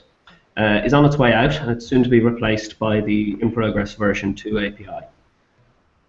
The Designate API service is only one of what we hope to be many interfaces to designate the service. We intend in the future to have mini DNS, as we're calling it, which will be a DNS-based interface. Initially, that will support publishing information to your name servers, but eventually it may support things like dynamic RFC-style dynamic DNS. So, central service. People often get confused about what Designate Central is. Designate Central is the core service. It's where absolutely pretty much everything that isn't interface specific belongs. The intent of splitting Designate API into Designate API and Designate Central was so that we could support multiple interfaces. We're able to support having a DNS interface on top. So you won't see this pattern in any of the other services. You'll see Nova API will talk directly to your database, and it will do a lot of the logic internally. They don't necessarily have a requirement to have two interfaces, so they don't have this split. We do, so it's something to be aware of when you're looking at differences between Designate and the other services. So rather than sort of try and generalize on all of this, I'm going to stop here, ask for questions, and I'll be around in the room if you have any questions. Cool. That's nice. So how long was that? 7 minutes? I hate presenting, I should point out. Yeah, so, he loves it. Yo, hate it. Especially when it breaks while he's doing it. This was good, Kyle. So Joe and I were talking here. It looks like we can still trim down a little bit of the installation. Maybe fit it within 25 minutes or 20 minutes if possible. Yeah. We should shoot for.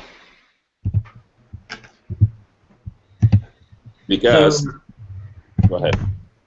That was very short, Kyle. You were only about 5 or 6 minutes. Yeah, I think I prefer to keep it short, and Q&A is always more interesting to me. I always find that much more easy and relaxing, let's put it that way, than preparing a spiel and reading it off. Hey, I did have one maybe suggestion or question for the group here. Do you think it would be beneficial to have a slide that has the architecture so they kind of see how this all fits together? Yeah, hold on, let me. Or did we already have that? No, well, I have one in the deep dive talk. Yeah, we do in the deep dive, but I'm thinking it might be beneficial for the users. What if we don't have the same people go to both presentations? Oh, you're not in that call. If you send it over, I'll join. So I think it's a good idea because, at least to give a context of the ecosystem and where we sit and how things are. Maybe that should be a part of the install. Oh, to have the architecture over there. Okay. I think it's one of those designate, install, and operate. To me, we shouldn't go too far into it. I think maybe you're right. In the install section, we might show the list of components that are involved, and then maybe say in the install we're going to install API and Central. In the next section, we're going to install Sync and and we've already got Keystone and and RabbitMQ pre-installed.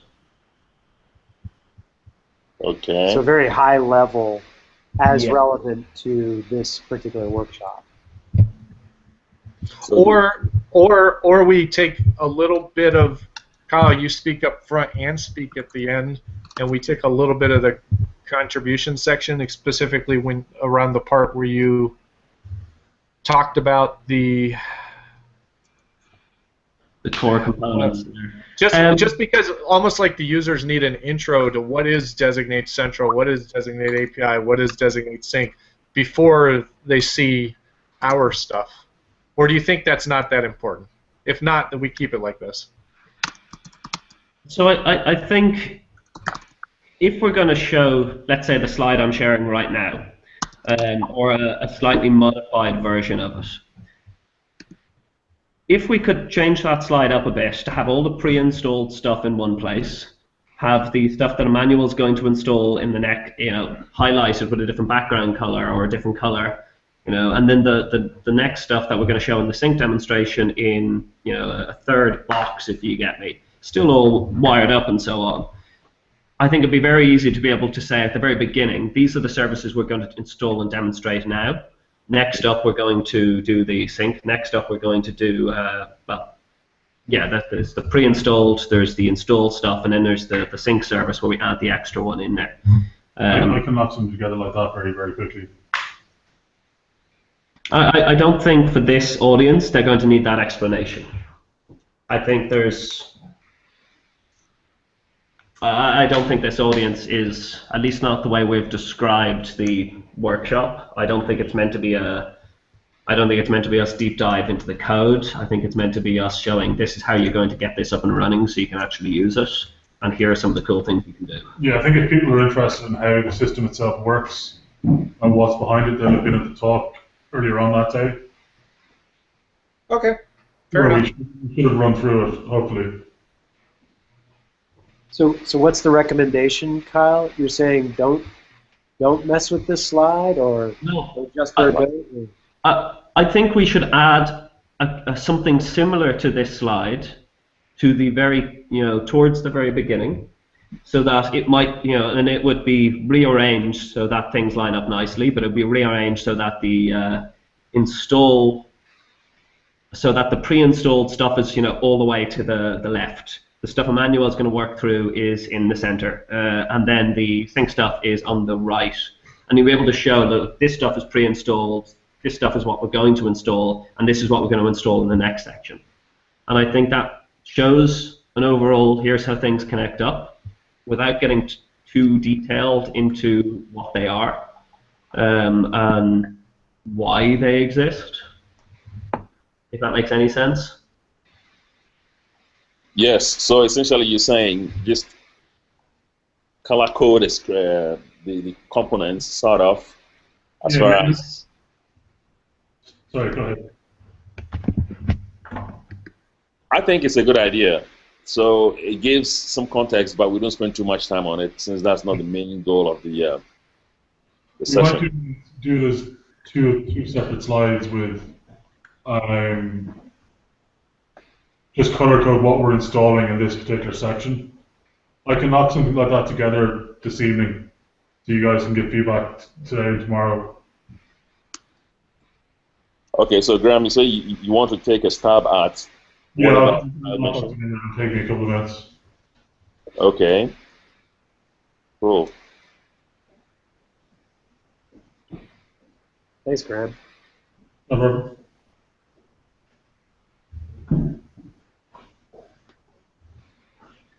Okay, so overall, we took to do that presentation with pausing the timer and so on as we went. It took us 90 minutes. We have a 90-minute slot. I think. I think we need to try and reduce down by 20 to 25 minutes. Well, I think we Have time for Q&A. We will reduce down naturally. A lot of the time was spent doing stuff that took longer than expected. And naturally, you go faster during an actual presentation anyway. Yeah, but that's probably going to happen anyways. Yeah. Also, for the installation, we have talked about some sections that took quite a bit of time, like the apt-get install of some of those dependencies for Designate. If we can do that ahead of time, baked in, that should buy us some time. And I can go through my slides again here with the Rackspace folks to make sure that I go straight to the point and not talk too much about things I shouldn't be talking about. So we're thinking maybe 20 minutes for the install portion, maybe, if we can. Yeah. Is there anything in the demo that you guys want to cut out? Because we don't have to demo the importance of a tenant, nor deleting the last domain or things like that. I just thought those were interesting points, but those could be cut out from the demo. Why don't we leave them in for the minute? Let's not cut anything out, because I don't think there was anything in anybody's section that wasn't relevant. Let's put it that way. I think we just need to try and speed up a few of the bits and cut out a few bits that we that are interesting, but we're going to have to cut out because we won't have the time on the day from the looks of it. But I personally don't know what I would cut out there. I think if we streamline the stuff we plan on streamlining, we will be fine. Two quick points. I think you probably already saw an invite for me to do a walkthrough in person next week. But given, we already have some 30 to 40 people signed up, I think it's worth really refining this and practicing a couple more times. So I'm thinking of practice later this week, say Thursday or Friday. Yeah, I think that makes sense. And then, what about the part that Rich was going to cover with free IPA? Oh wow, yeah. Yeah, I guess I need to add that slide and figure out what I'm going to say. Yeah, Rich. How much time do you want? I really don't need very much time. And quite frankly, as long as it's mentioned somewhere that free IPA is a supported backend, and then somebody could say,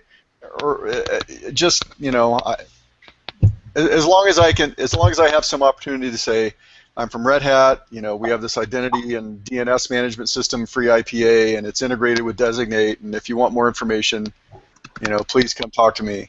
That's really all I need to say. Do you actually have to say that? No. That's all the information that I would want to get across, whoever says it in the presentation. Because I'm thinking maybe, talking about supported backends is something that probably Kiall can cover. Yeah, so I gave a quick listing of the backends. I think it sounds like we want to try and push a little bit more than adding it as an item in the list. I'm not sure that would be. Maybe mention that it's Red Hat's free IPA. Okay. Yeah, mention that, and if anyone's interested in looking at a demo of it, in the corner there's a demo in the corner over there, or talk to Rich. We could probably turn around and have that, we can say we've just merged the free IPA support, or are merging, depending what the status is at the time. Yeah, they should be in. Oh, it looks like it's updated again. Yeah, it looks like it's updated since the last time I looked. Anyway, yeah, we should be able to merge that. It all looks fine. It just needs second reviews. That's it. Ignoring that, I think we should figure out, why don't we talk afterward and just figure out if we can make it work in mine. Otherwise, we leave that section in there and we have you demo and say, look, you're doing all of this on free IPA, and if you're more interested, right, all of this on Fedora and free IPA, and if you're interested in seeing that part of it instead of the Ubuntu-centric stuff we're doing, stand up, move over to my corner of the room. Something like that. It really, Yeah. I mean, it really doesn't have to be much. Yeah. Well, I'll tell you what, why don't you put up the slide or two that you're thinking of, and then we can figure out if, yes, we're going to put it in, and two, if we can try and squeeze it elsewhere. But let's figure out what it is you were going to put in there, and then decide if it needs to go somewhere else or not. Okay. Yeah? That makes sense to me. Yeah, sounds good.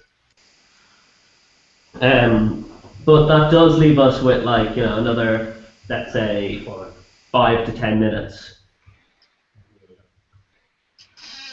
So I think if we run through, say, Wednesday, and everyone makes sure that they have their section streamlined and polished, yeah. and we do a full run through when it stops, Yeah. So let's. it'll give us a much better idea of how long it will actually take. If we can get all of those things that blocked us, so everything from using shared laptops and stuff,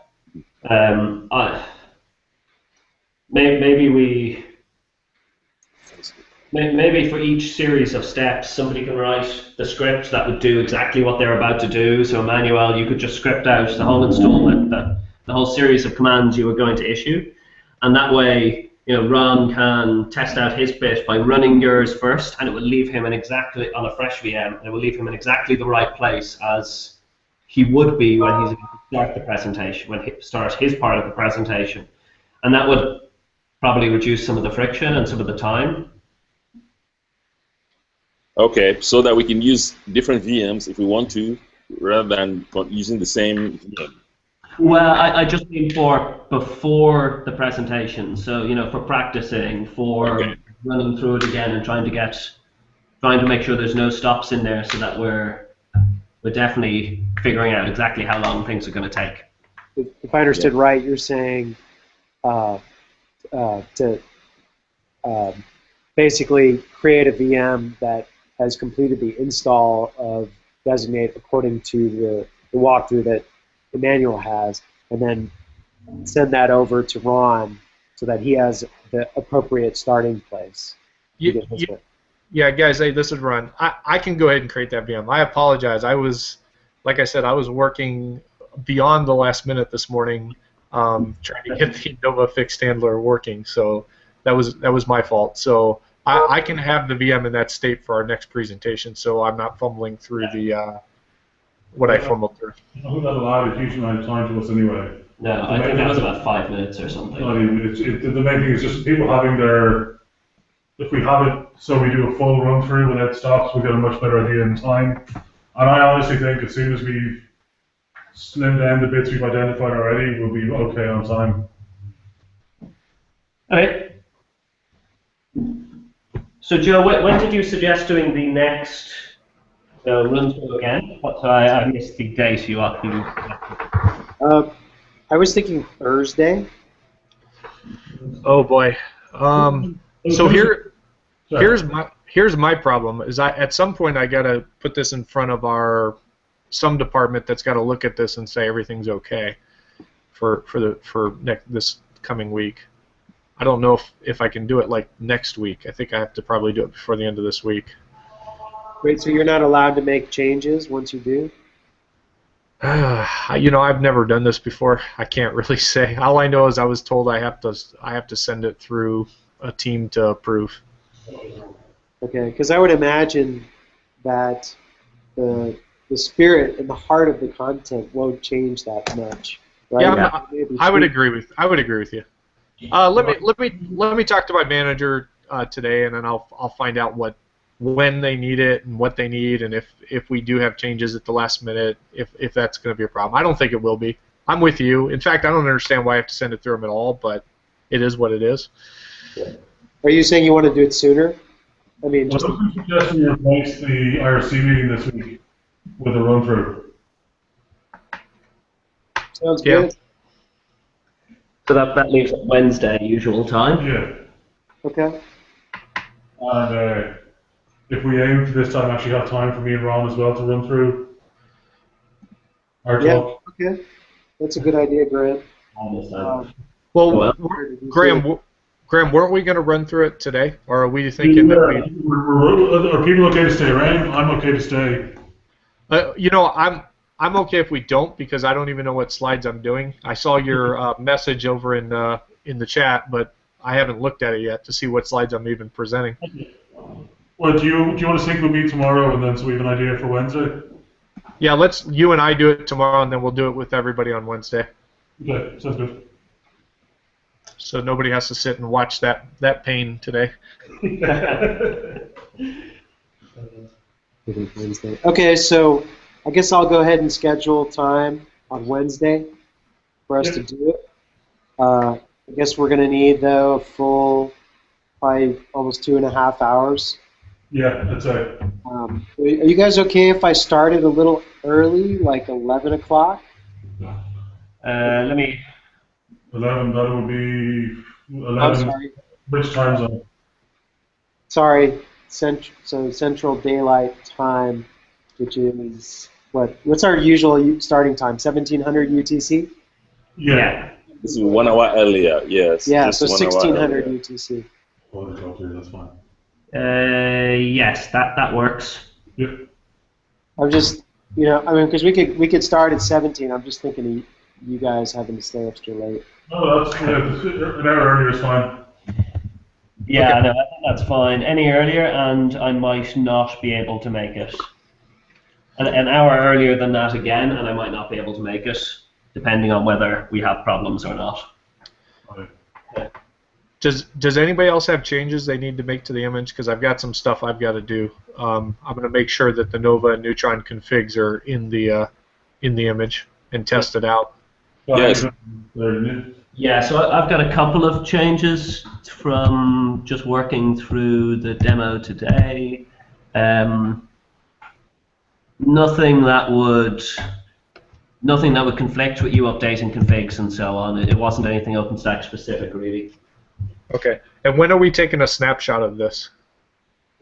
As soon as we're all confident, and we're all confident it's done, I think we'll have the USB keys when we get there in Atlanta. Well, I think we see how confident we are after Wednesday. Yeah. And if everyone's okay after Wednesday, I think we snapshot it then as soon as possible, effectively. Yeah. And there won't be any, once we snapshot it, there can't be anything sneaking in that'll break anything. That's what my biggest concern is, because we ran into two problems. Lock it down early so that we're confident our steps won't change. In that case, let's call it locked down. Is it going to be an hour before or an hour after the walkthrough on Wednesday? An hour after. Let's say we're going to lock it down an hour after the walkthrough on Wednesday.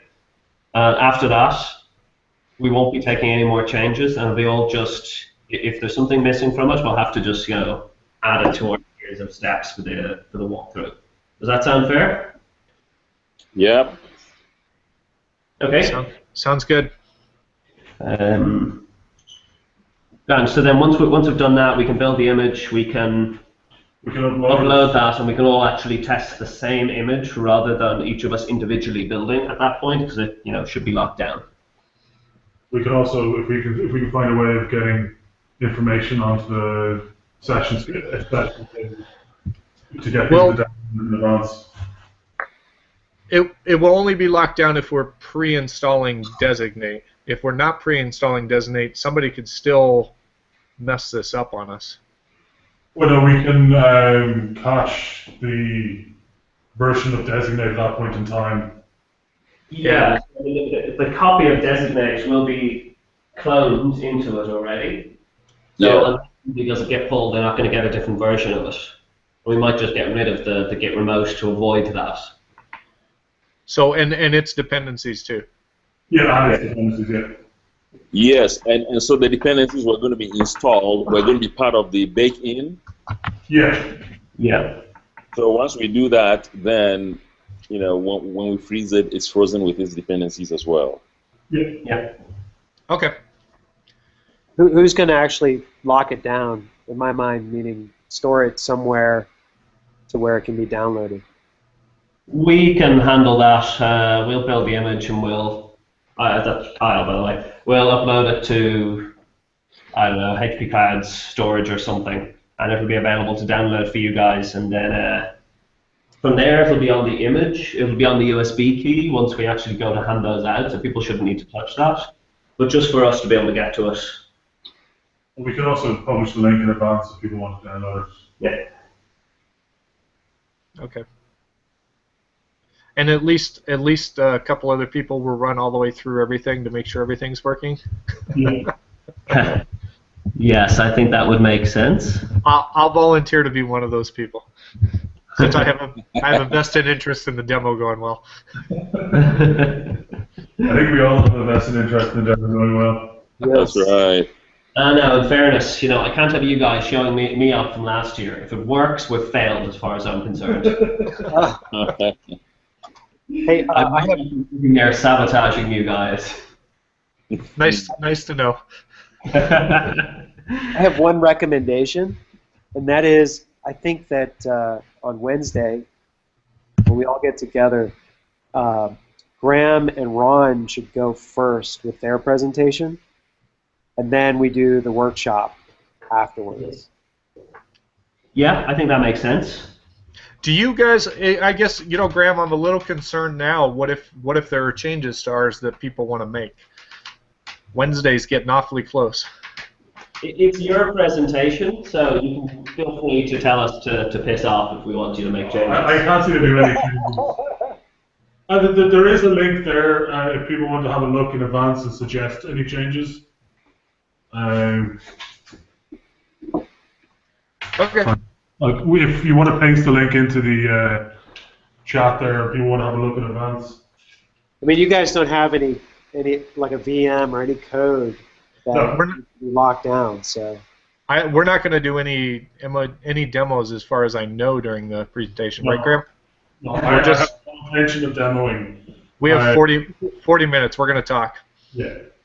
I've live demoed before and it hasn't gone well, and that taught me my lesson.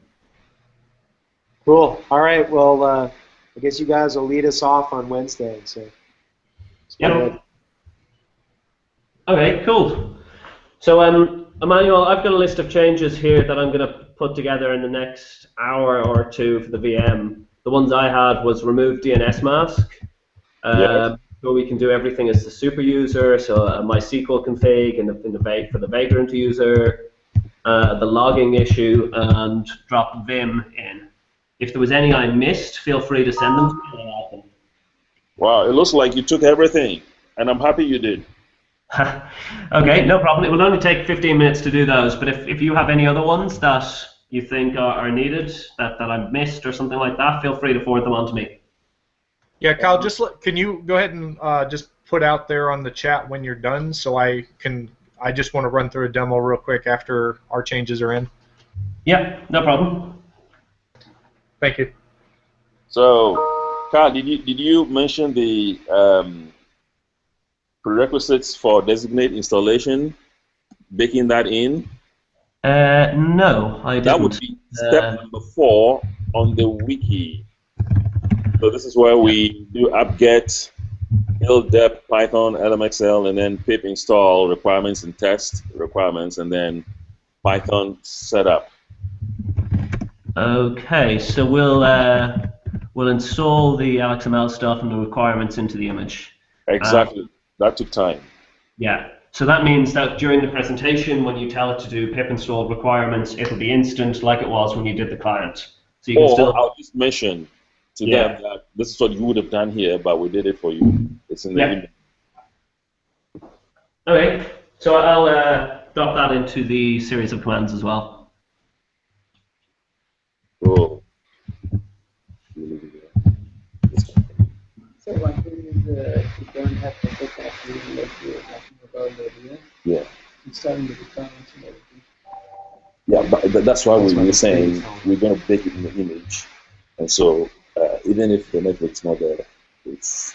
When we practice this, we should get off the network. And see how it goes. Okay, that's a good point. Anyway, cool. Did you hear that? No, sorry, we couldn't hear that last bit. Sounded like... If you guys do any practicing of any portion of this, probably want to pull the network cable, you know, just go wired for a bit and see what happens. That makes sense, actually, because ideally we don't want to have any dependence whatsoever on the outside world for this. So yeah, more sense. Cool.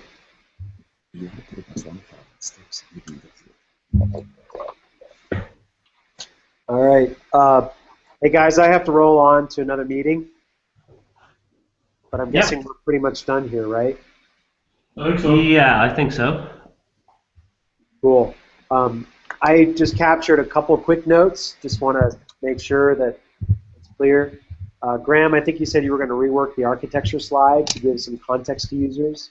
Yep. And then, Kyle, I know you took a couple of notes. I won't go over those, but we did agree that the lockdown of the VM would happen at 1830 UTC. Well, after the presentation, after we do the walkthrough, soon enough after, like an hour or so. Okay. 1930. 1930 UTC. I'll just put 20 UTC. Yeah. Oh man. I mean, we can amend that later, but that's just to make sure that people know that we're locking into that. Yeah. So after the walkthrough, and then I'll set up a meeting for 1600 UTC for 2.5 hours. Graham and Ron will go first. Cool. Okay. Yep. Thank you, guys. All right. Thank you very much, guys. And I would say I'll see you next week in Atlanta, but maybe Wednesday will be on one more call. Yep. Okay. See you later. Okay. Bye. Bye-bye.